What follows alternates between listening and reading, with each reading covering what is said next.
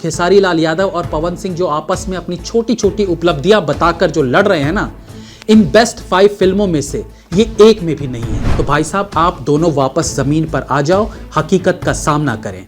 आपकी फिल्में किस लेवल की होती हैं ये किसी से छिपी नहीं है। 200 करोड़ के बजट की फिल्में बनाकर भी दूसरे इंडस्ट्री के लोग अपने को एक्टर्स, सीनियर्स का इतना सम्मान करते हैं, उनमें जरा भी ईगो की भावना नहीं दिखती। और इस इंडस्ट्री में निम्न स्तर की फिल्म बनाकर भी इनमें इतना घमंड है कि ये इन दोनों एक्टर्स की लड़ाई देखकर अंदाजा लगाया जा सकता है।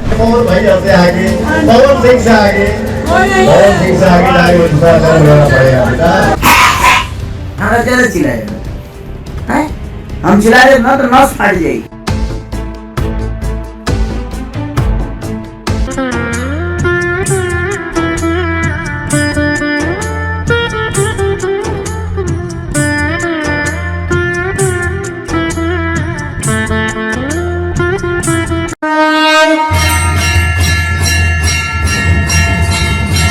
जब क्रिएटिव फिल्में, यूनिक कंटेंट और हटके थीम वाली फिल्मों की बात आती है तो नो डाउट उसमें बंगाली और मलयालम इंडस्ट्री सर्वोपरि रहती है। ये उन इंडस्ट्रीज की तरह नहीं है जहां पकी पकाई खिचड़ी को बार बार गर्म करके परोस दिया जाता है।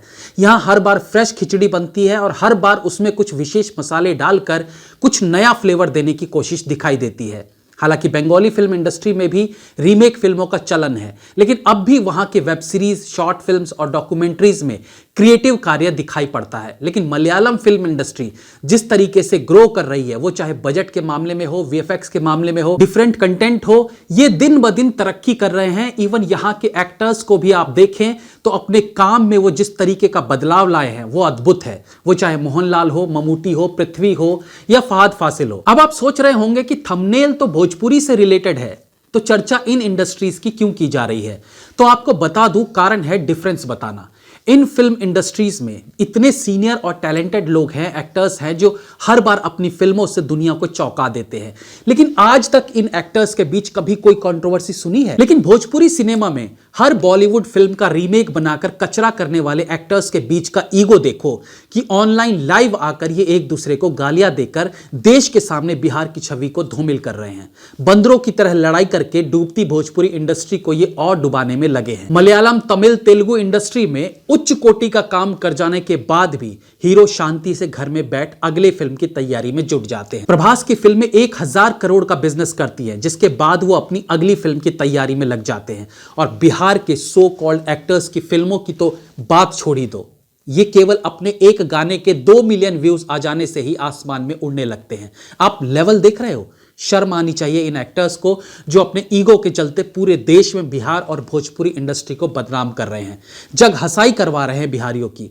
बॉलीवुड फिल्मों की सस्ती रीमेक बना बनाकर ये दोनों एक्टर पवन सिंह और खेसारी लाल यादव आज खुद को अमिताभ बच्चन से कम नहीं समझते हैं। किया धरा कुछ नहीं और शो ऑफ इतना कर रहे हैं जैसे दुनिया में इनसे ज्यादा पॉपुलर सेलिब्रिटी कोई और है ही नहीं। तो भाई साहब, आप दोनों वापस जमीन पर आ जाओ, हकीकत का सामना करें। आपकी फिल्में किस लेवल की होती हैं ये किसी से छिपी नहीं है। कितनी अश्लीलता उनमें परोसी जाती है ये सबने देखा है। अब आपकी फिल्में बिहार और यूपी के कुछ पार्ट से बाहर ना के बराबर चलती है। इवन बिहार में भी अब लोग आपकी फिल्मों से दूर होते जा रहे हैं। आपकी फिल्में मल्टीप्लेक्स में ना के बराबर लगती है, सिंगल थिएटर में भी आते ही दम तोड़ देती है फिल्में। आप दोनों और वहां के फिल्म मेकर्स अच्छे से जानते हैं कि 2010 के बाद से भोजपुरी फिल्म इंडस्ट्री में कोई भी फिल्म प्रॉफिट कमा के नहीं गई।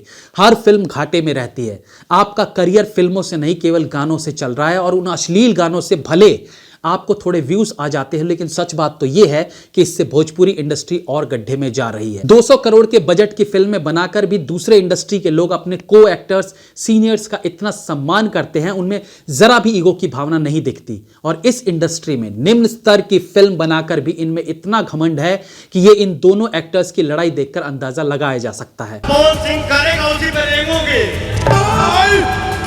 पहला ब्रांड पवन सिंह ही है। 5000 2000 में जाके दूसरे लैंग्वेज में लोग पता नहीं क्या क्या कर रहे हैं। भोजपुरी से पवन भैया से आगे, पवन सिंह से आगे, पवन सिंह से आगे जाके दूसरा काम लेना पड़ेगा बेटा। हमारा ज्यादा चिल्लाएगा, हम चिल्ला रहे ना तो नस फाट जाएगी। स्टेज पे इंसान को अच्छे से गाना चाहिए, दारू पी के नहीं गाना चाहिए। कुछ लोग के शरीर बढ़ जाते हैं, बुद्धि का विवेक नहीं बढ़ते, पे ऐसे कर रहे हैं। क्या है ये? आप ही के पास है वो। ये कर दिया तो दुनिया कर रही है।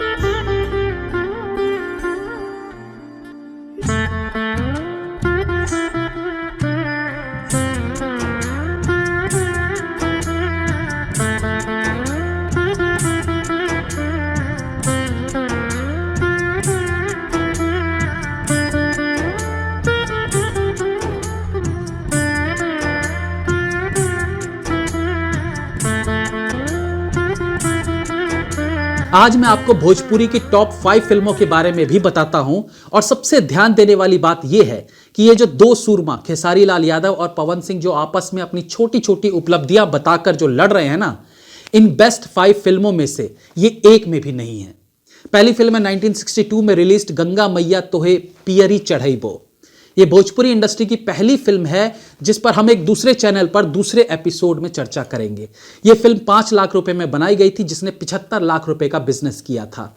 इस फिल्म को बनाने के पीछे राष्ट्रपति राजेंद्र प्रसाद इंस्पिरेशन थे। दूसरी फिल्म थी 1977 में रिलीज दंगल। इस फिल्म के लीड रोल्स में थे सुजीत कुमार और प्रेरणा नारायण।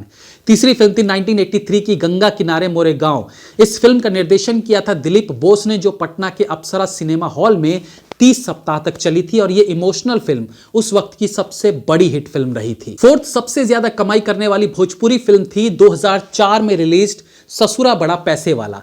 इस फिल्म ने दम तोड़ती भोजपुरी इंडस्ट्री में जान फूंक दिया था। उसी साल बंटी और बबली फिल्म भी रिलीज हुई थी, लेकिन मनोज तिवारी की इस फिल्म ने बिहार में बंटी और बबली फिल्म से भी ज्यादा कमाई कर नया कीर्तिमान स्थापित कर दिया था। 30 लाख के बजट में बनी यह फिल्म 9 करोड़ का बिजनेस कर रिकॉर्ड कायम कर बैठी थी। और पांचवी फिल्म थी 2005 में रिलीज्ड पंडित जी बताई ना ब्याह कब हुई। फिल्म का निर्देशन किया था मोहन जी प्रसाद ने और फिल्म में रवि किशन लीड रोल्स में थे। और इस फिल्म के बाद रवि किशन एक बड़े स्टार के रूप में उभरने लगे। हालांकि उन्होंने पहले भी भोजपुरी और बॉलीवुड फिल्में की थी, लेकिन इस फिल्म ने उन्हें असली सक्सेस दिलाई जिसे आज तक उन्होंने मेंटेन किया हुआ है। अब आप बताइए कि इनमें कहां है पवन सिंह और कहां है खेसारी लाल यादव। आज दोनों अपनी उपलब्धियां गिनवाते गिनवाते थकते नहीं कि हमने भोजपुरी इंडस्ट्री के लिए ये किया वो किया। सच ये है कि आपने कुछ नहीं किया। स्टेबल हो चुकी भोजपुरी इंडस्ट्री को आप स्टेबल तक नहीं रख सके। आप लोगों के आने के बाद ये इंडस्ट्री और नीचे की तरफ जा रही है और उसके बाद भी इस तरह का एटीट्यूड दर्शाता है कि समय से जल्दी सफलता सबको हजम नहीं होती। ये जो थोड़ी सी सफलता है ना, उसका भी दायरा बहुत सीमित है, केवल यूपी और बिहार तक। ऐसा नहीं है बाकी लोग आपको नहीं जानते, लेकिन वो शायद सम्मान भाव से नाम नहीं लेते होंगे। अश्लीलता को लेकर ज्यादा चर्चा करते हैं। ये कोई पहली बार नहीं है जब यहाँ के एक्टर्स सोशल मीडिया पर आकर बिहार यूपी की प्रतिष्ठा को धूमिल कर रहे हैं। ऐसा कई बार वो पहले भी कर चुके हैं। उसके बाद खेसारी लाल यादव रोकर, गुस्सा दिखाकर, गाली देकर वापस सुर्खियों में आने लगते हैं। मेरा इस विषय पर वीडियो बनाने का कोई उद्देश्य नहीं था, लेकिन बात जब राज्य की जग हसाई की आ जाए, देश की जग हसाई की आ जाए, तो कुछ बोलना जरूरी हो जाता है। इनका कुछ नहीं जाता। ये कल को फिर मिलेंगे, बड़े भाई छोटे भाई होने का राग अलापेंगे, लेकिन उससे पहले ये अपने राज्य, अपनी मिट्टी को बदनाम कर चुके होंगे। मैक्सिमम 1 करोड़ की फिल्म बनाकर अगर आप 7वें आसमान पर झूलने लगते हो, तो सोचिए साउथ के उन हम्बल एक्टर्स को कहां होना चाहिए जो आपकी 50 फिल्मों के बराबर एक फिल्म में नाम कमा लेते हैं। केवल दिखाने के लिए सोशल मीडिया पर मेरे भाई, मेरे बहन, मेरी जनता, मेरी फैमिली करने से इंसान हम्बल नहीं होता, क्योंकि ये सब तो आप अपने फायदे के लिए बोलते हो, क्योंकि जनता को नाराज नहीं किया जा सकता।